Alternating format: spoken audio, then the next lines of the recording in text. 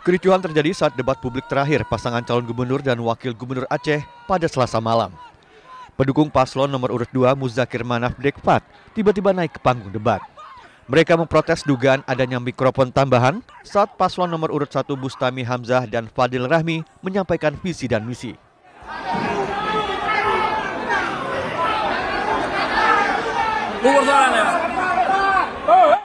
Sebelum debat berlangsung, situasi memang sempat memanas, namun kericuhan dapat segera diredam.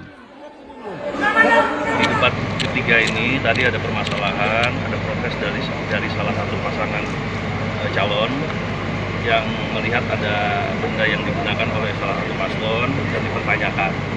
Sehingga akhirnya yang salah satu itu tidak mau melanjutkan, dan hasil keputusan dari KIP bahwa karena waktunya sudah berlanjut, tidak ada keputusan, akhirnya menyatakan selesai debat itu. Akibat kericuhan ini, Komisi Independen Pemilihan Aceh memutuskan untuk tidak melanjutkan debat. Dari Banda Aceh, Provinsi Aceh, Muhammad Fadli, TV One mengabarkan.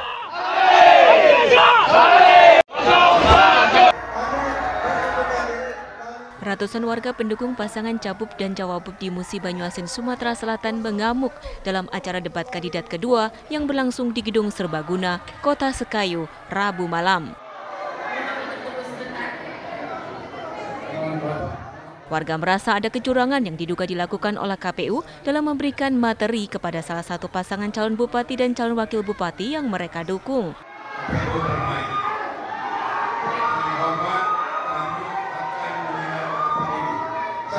Selain itu, debat diwarnai walkout dari salah satu pasangan Cabup Cawabup setelah mendapatkan materi yang akan dibacakan dalam debat.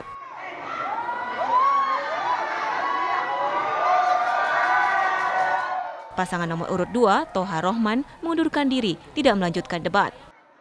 Ada dua pasangan calon di Pilkada Kabupaten Musi Banyuasin, yakni nomor urut 1, pasangan Lusiati dan Saparudin, serta pasangan nomor urut 2, pasangan Toha dan Rohman. Kita berharap kepada masyarakat agar mengetahui hal ini. Kita telah didiskriminasi. Kita telah dikecewakan. Tinggal bagaimana masyarakat menyikapi agar tetap semangat dan tetap mendukung, sehingga calon kita ini walaupun didiskriminasi dengan sistem yang ada, tapi kita bisa untuk memenangkan pertarungan ini. Sementara pihak KPU Musi Banyuasin belum memberikan keterangan kepada awak media. Dari Musi Banyuasin, Sumatera Selatan, Puja Kusuma, TV One mengabarkan.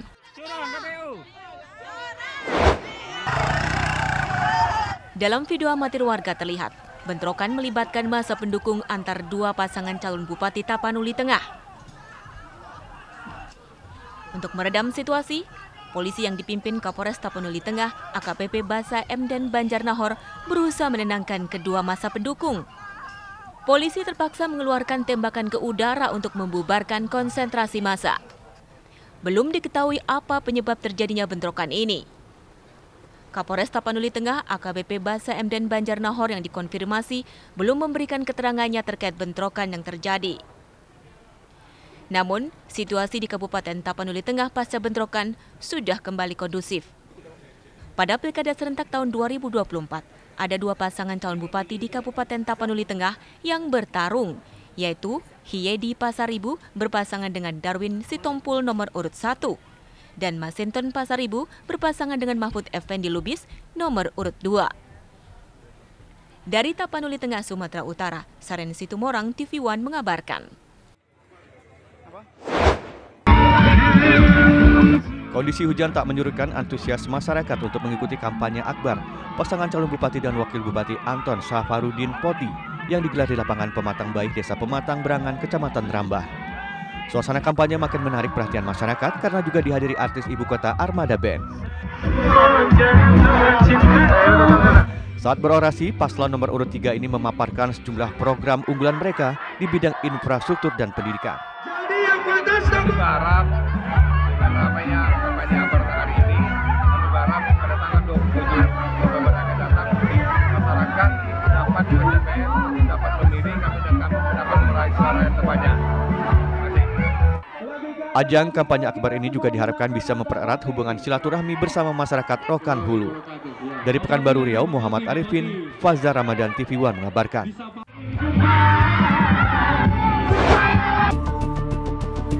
Ribuan warga memadati kampanye akbar paslon Gubernur dan Wakil Gubernur Aceh Muzakir Manaf Fadlullah yang digelar di lapangan Simpang Mulyang, Aceh Utara.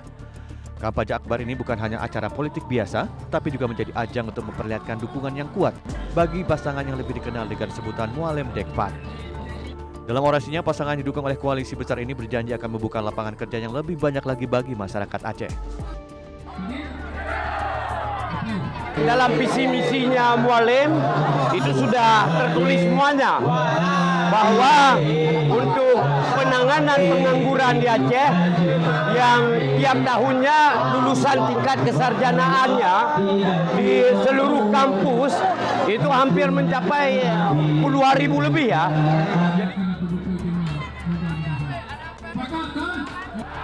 Akibat kegiatan kampanye ini, jalur lintas Medan Banda Aceh sempat macet 2 km sehingga dialihkan ke kawasan jalan desa. Dari Aceh Utara Aceh, Saiful MDA TV One mengabarkan.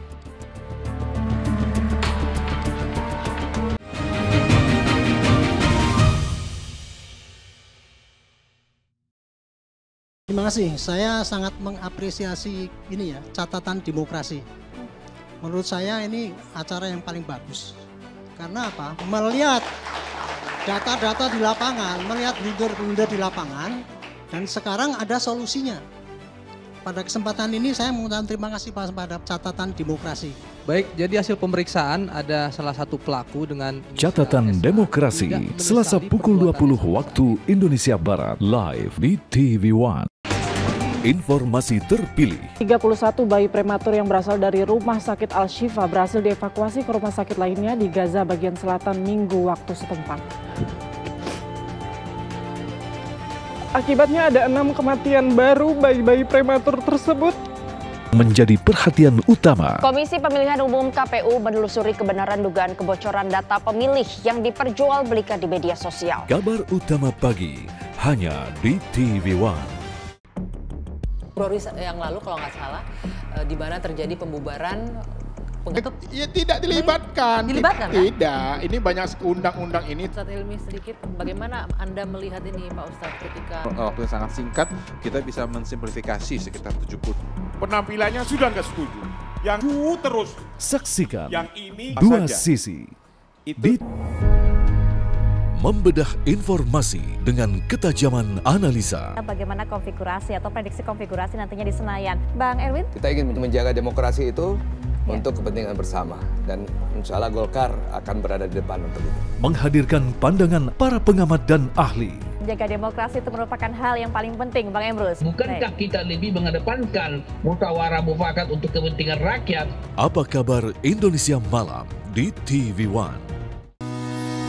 Selalu ada kabar yang menjadi perhatian utama. Meskipun proses penghitungan suara Pilpres 2024 masih berlangsung, sejumlah pemimpin negara tetangga dan negara sahabat mengucapkan selamat kepada Prabowo Subianto. Menjadi catatan penting bagi semua. Kasus perundungan di sekolah Binus Serpong yang melibatkan anak-anak sejumlah figur ternama berkembang cepat. Hari ini kami gelar perkara untuk peningkatan status dari penyelidikan ke Kabar utama di TV One. Terima kasih, saya sangat mengapresiasi ini ya, catatan demokrasi. Menurut saya ini acara yang paling bagus. Karena apa? Melihat data-data di lapangan, melihat blunder-blunder di lapangan, dan sekarang ada solusinya. Pada kesempatan ini saya mengucapkan terima kasih pada catatan demokrasi. Baik, jadi hasil pemeriksaan ada salah satu pelaku dengan Catatan Demokrasi, Selasa pukul 20 waktu Indonesia Barat, live di TV One.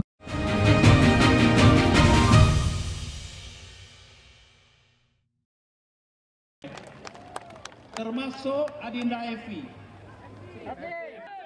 Politikus Hatta Rajasa mengajak masyarakat Kota Pagar Alam Sumatera Selatan memilih calon pemimpin yang visioner. Hal itu diungkapkan Hatta Rajasa saat mengikuti kegiatan kampanye akbar calon wali kota dan wakil wali kota Pagar Alam nomor urut 1 pasangan Happy FC. Dalam orasi politiknya, Hatta mengajak masyarakat memilih pemimpin yang mampu membawa perubahan agar pagar alam yang indah dan bertanah subur menjadi lebih baik. Hatta pun mengajak masyarakat untuk mendukung pasangan calon nomor urut 1. Sampaikan bahwasannya untuk memimpin suatu daerah itu memerlukan pemimpin yang sudah mempunyai pengalaman dan mempunyai kemampuan serta visi misi yang jelas. Spektakuler kampanye ini saya yakin saya betul mengetahui. Insya Allah ini hilang kemenangan pasangan nomor 1 sehingga harapan saya dengan gerakan ini dengan dukungan yang atas mengatakan karena untuk dana besar dan itu hanya bisa dipenuhi oleh pasangan. Kampanye akbar yang diselenggarakan di alun-alun selatan Kota Pagar Alam berlangsung meriah. Ribuan warga memadati lokasi serta dihibur puluhan artis ibu kota. Pasangan Happy FC didukung oleh Partai Gerindra, Golkar, PAN, PKS, dan Demokrat. Dari Pagar Alam, Sumatera Selatan, Kiki Habibi, TV One mengabarkan. Ini adalah segmen visi dan misi. Memiliki garis pantai sepanjang 210 km dan berhadapan langsung dengan Samudra Hindia, menjadikan pesisir barat memiliki potensi wisata bahari yang eksotis dan diminati hingga mancanegara. Dalam hal ini, 3 pasangan calon bupati dan wakil bupati pesisir barat memiliki strategi dan program unggulan masing-masing untuk pengembangannya. Pasangan nomor urut 1, Dedi Irawan dan Irawan Topani, mengutamakan peningkatan sektor UMKM dalam pengembangan wisata. Melalui pemberdayaan masyarakat termasuk Gen Z hingga orang tua, mereka optimis pertumbuhan UMKM akan mendorong kemajuan pariwisata dan kesejahteraan masyarakat secara berkelanjutan. Pasangan nomor urut 2, Septi Heri Agusneni dan Ade Abdul Rahim menawarkan pengembangan pariwisata yang tak hanya berfokus pada wisata pantai. Mereka berencana untuk menggali potensi wisata religi, alam dan objek wisata lain untuk membuka lapangan pekerjaan dan memberdayakan masyarakat secara luas. Sedangkan pasangan calon nomor urut 3, Lingga Kusuma dan Erlina, memiliki strategi untuk menarik investor guna mengembangkan pariwisata pesisir barat. Mereka yakin dengan dukungan modal dan sumber daya manusia yang kuat, sektor pariwisata akan berkembang pesat dan memberi dampak signifikan bagi UMKM lokal serta kesejahteraan masyarakat. Usai debat, Ketua KPU Pesisir Barat menjelaskan, debat diselenggarakan untuk memberikan gambaran lebih jelas kepada masyarakat tentang pilihan program dan strategi dari masing-masing pasangan calon. Kami KPU Pesisir Barat telah melaksanakan debat publik yang kedua antar paslon, di mana debat publik kedua ini adalah debat yang terakhir, di mana sebelumnya setelah kami laksanakan debat publik yang pertama. Itu harapannya dengan pelaksanaan debat ini, seluruh masyarakat Pesisir Barat, khususnya pemilih yang terdaftar di daftar pemilih tetap dan yang telah memenuhi syarat untuk memilih dapat menentukan pilihannya pada hari Rabu nanti 27 November 2024. Melalui debat ini, KPU berharap masyarakat dapat memilih pemimpin yang mampu membawa Kabupaten Pesisir Barat menuju masa depan yang lebih maju dan berdaya saing. Dari Pesisir Barat Lampung, Pujiansah, Eki Ngantung, TV One mengabarkan.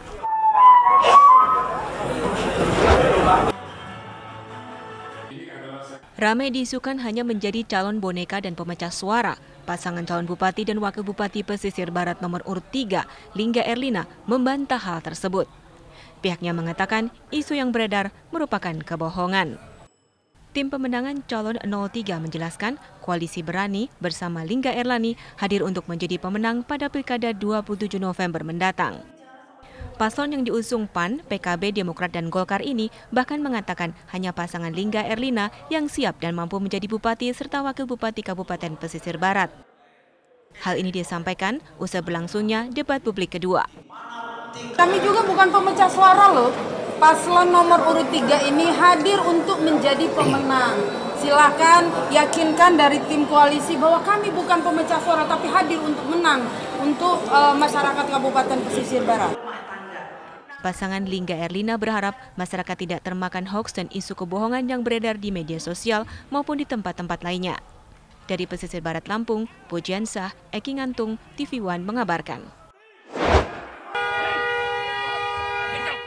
Sejumlah mahasiswa diamankan polisi akibat berusaha menerobos masuk ke dalam Mapores Tapanuli Utara, Sumatera Utara. Mereka meminta Kapolres AKBP Ernest Sitinjak untuk membebaskan ketiga tersangka dalam kasus bentrokan antara pendukung pasangan calon Bupati Tapanuli Utara nomor urut 1 dengan pendukung pasangan calon Bupati Tapanuli Utara nomor urut 2 yang terjadi di Kecamatan Pahai Jae pada tanggal 30 Oktober 2024 lalu.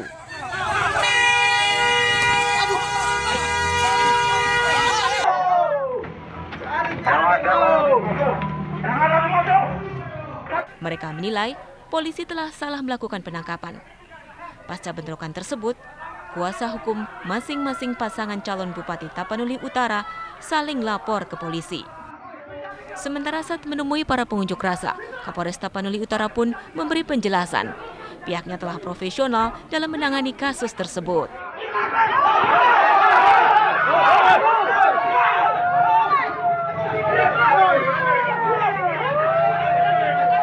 Bahwa memang sangat kita sayangkan peristiwa yang di Simangumban dan Pahit. Dari rangkaian peristiwa tersebut, ada 4 laporan polisi yang kami terima, MP nomor 225, 226, 227, dan 228. Pada saat kita terima laporan itu kita melaksanakan rangkaian tahapan pemeriksaan kepada saksi pelapor, saksi yang menguatkan keterangan pelapor, dan kita juga melaksanakan pemeriksaan di TKP. Sebelumnya dalam bentrokan antara pendukung pasangan calon Bupati Tapanuli Utara, polisi telah menetapkan 3 orang tersangka. 1 dari 3 orang tersangka tersebut adalah seorang perempuan. Mereka pendukung pasangan calon Bupati Tapanuli Utara nomor urut 1, Satika Simamora dan Sarlandi Huta Barat. Dari Tapanuli Utara, Sumatera Utara, Syaren Situmorang, TV One mengabarkan.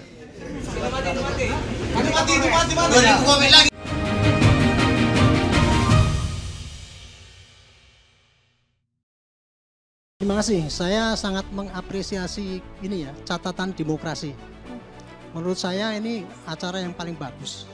Karena apa? Melihat data-data di lapangan, melihat blunder-blunder di lapangan, dan sekarang ada solusinya. Pada kesempatan ini saya mengucapkan terima kasih pada catatan demokrasi.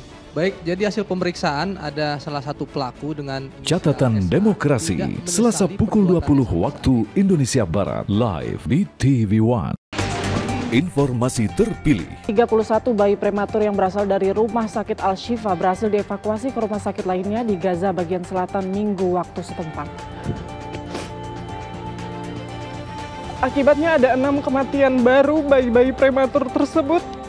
Menjadi perhatian utama. Komisi Pemilihan Umum KPU menelusuri kebenaran dugaan kebocoran data pemilih yang diperjualbelikan di media sosial. Kabar utama pagi hanya di TV One. Februari yang lalu kalau nggak salah, di mana terjadi pembubaran. Ya tidak dilibatkan. Dilibatkan kan? Tidak, ini banyak undang-undang ini. Ustadz Hilmi sedikit, bagaimana Anda melihat ini Pak Ustadz ketika... Waktu yang sangat singkat, kita bisa mensimplifikasi sekitar 70. Penampilannya sudah nggak setuju. Yang terus. Saksikan yang ini dua saja. sisi. Membedah informasi dengan ketajaman analisa. Bagaimana konfigurasi atau prediksi konfigurasi nantinya di Senayan. Bang Erwin? Kita ingin menjaga demokrasi itu untuk kepentingan bersama. Dan insya Allah Golkar akan berada di depan untuk itu. Menghadirkan pandangan para pengamat dan ahli. Menjaga demokrasi itu merupakan hal yang paling penting, Bang Emrus. Bukankah kita lebih mengedepankan musyawarah mufakat untuk kepentingan rakyat? Apa kabar Indonesia Malam di TV One? Selalu ada kabar yang menjadi perhatian utama. Meskipun proses penghitungan suara Pilpres 2024 masih berlangsung, sejumlah pemimpin negara tetangga dan negara sahabat mengucapkan selamat kepada Prabowo Subianto. Menjadi catatan penting bagi semua. Kasus perundungan di sekolah Binus Serpong yang melibatkan anak-anak sejumlah figur ternama berkembang cepat. Hari ini kami gelar perkara untuk peningkatan status dari penyelidikan ke penyidikan. Kabar utama di TV One. Februari yang lalu kalau nggak salah, di mana terjadi pembubaran. Ya tidak dilibatkan. Dilibatkan kan? Tidak, ini banyak undang-undang ini. Ustadz Hilmi sedikit, bagaimana Anda melihat ini Pak Ustadz ketika... Waktu yang sangat singkat, kita bisa mensimplifikasi sekitar 70. Penampilannya sudah nggak setuju. Yang terus. Saksikan yang ini dua saja. sisi Itu di TV jika One. Terima kasih, saya sangat mengapresiasi ini ya, catatan demokrasi. Menurut saya ini acara yang paling bagus. Karena apa? Melihat data-data di lapangan, melihat blunder-blunder di lapangan, dan sekarang ada solusinya. Pada kesempatan ini saya mengucapkan terima kasih pada catatan demokrasi. Baik, jadi hasil pemeriksaan ada salah satu pelaku dengan Catatan Demokrasi, Selasa pukul 20 waktu Indonesia Barat, live di TV One.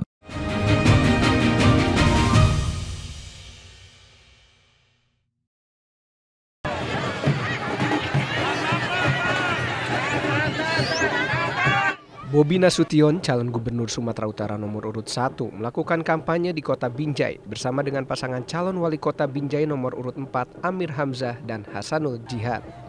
Kedatangan Bobi Nasution disambut meriah ribuan pendukungnya dengan memainkan gendang tradisional etnis Minang Pariaman. Tak hanya itu, Bobi juga dikenakan penutup kepala khas etnis Minang Pariaman yakni saluak dan dikalungkan sarung sebagai simbol tanda tamu kehormatan. Kedatangan menantu Joko Widodo ke kota Rambutan ini untuk berkampanye sekaligus meminta doa restu dan dukungan dalam Pilkada serentak 2024 mendatang. Dalam sambutannya, Bobi memohon doa restu dan dukungan dari warga pada tanggal 27 November nanti untuk memilih paslon Bobi Surya di Pilgubsu 2024. Bobi menyatakan, dalam sisa masa kampanye ini dia berharap kepada seluruh warga untuk tidak saling menjelek-jelekan para paslon yang mengikuti kontestasi Pilkada serentak 2024. Pasangan nomor urut 1 Bapak Bobi Afif Nasution dan Pak Haji Surya bersama dengan Amir Hamzah. Dengan Bang Amir di sisa masa kampanye ini, kita tahu biasanya masa kampanye ini adalah masa memperkenalkan diri. Memperkenalkan program, bukan masa untuk membenci, bukan waktu yang diberikan untuk kita saling membenci. Oleh karena itu, apa yang membedakan pendukung dan pemilih Bobi Surya dan Amir Jiji dari yang lain? Tahu apa yang membedakan? Yang membedakannya adalah pendukung Bobi Surya dan Amir Jiji tidak pernah menjelek-jelekkan paslon yang lain. Setuju ya? Masih banyak yang bisa diceritakan kebaikan Bang Amir, kebaikan Bang Jiji. Masih banyak yang bisa diceritakan programnya Bang Amir, programnya Bang Jiji. Begitu juga masih banyak yang masih bisa diceritakan tentang programnya dan kebaikannya Bobi Surya untuk Sumatera Utara. Jadi jangan habisi waktu, jangan gara-gara pilkada, jangan gara-gara memilih wali kota dan gubernur, kita bagian golongan orang yang nanti kena api neraka gara-gara pilkada itu saja. Kita nggak mau dari golongan itu. Biarkan kita memilih pemimpin dengan hati kita milih pemimpin dengan apa yang sudah kita yakini, baik di pikiran kita dan di hati kita, tanpa menjelek-jelekkan yang lain. Kampanye Bobi Nasution di kota Binjai juga ditutup dengan cara pencoblosan yang benar dan berharap agar pasangan Bobi Surya bisa unggul di kota Binjai. Dari Binjai, Sumatera Utara, Taufik Hidayat, TV One mengabarkan. Pemerataan pembangunan ini harus bisa juga dilihat dari potensi-potensi daerahnya. 33 kabupaten kota di Sumatera Utara pasti punya potensi yang dimilikinya masing-masing. Ada potensi pertanian, ada potensi kelautan, ada potensi pariwisata, Pak. Pemerintah pusat sudah mencanangkan bagaimana memproduksi bahan bakar B35 dan akan mencanangkan menjadi B100, Pak. Menurut Bapak, dari 33 kabupaten kota, Bapak sudah 5 tahun menjelajahi 33 kabupaten kota ini, di kabupaten mana atau di kota mana cocoknya program mendukung B100 ini dilakukan di Provinsi Sumatera Utara, di kabupaten atau kota mana, dan bagaimana strateginya, Pak? Terima kasih. Masih ada waktu cukup? Cukup. Pembangunan B100 apa kaitannya dengan ini? Pemerataan pembangunan yang berkeadilan. Kalau ada singkatan, itu dipanjangkan, dijelaskan. Nanti menjadikan jawaban yang salah. Silakan operator. Baik, silakan. Boleh ditanggapi? Silakan dijelaskan Bapak, tanpa kami mengurangi waktu. Di sini tadi Pak disampaikan pemerataan keadilan. Salah satunya pemerataan keadilan pembangunan adalah dari potensi di daerah. Tadi saya sampaikan potensi di daerah itu, potensi di daerah itu ada pertanian, ada perikanan, ada industri. Yang saya tanya tadi. Baik. B35 biar jadi B100, bagaimana Pak itu? Baik, boleh dijelaskan sedikit B35 dan B100 tadi? Silakan kepada calon gubernur nomor urut 1. D35 apa Pak Bobi? Sudah aman? Sudah, silakan. D35 silakan dijelaskan. Ini bahan bakar loh Pak Edi. Ini bahan bakar bio solar, bio industri. Penggunaannya kalau B35 itu 35% itu dari nabati. Sisanya baru itu dari sudah paham Pak? Silakan calon gubernur nomor urut 2 untuk menjawab. Silakan langsung Bapak tanpa ada penambahan waktu, monggo. Pak Edi langsung dijawab. Yang saya tanya B100 tadi itu apa? Itu. Oke, saya jawab. Baik.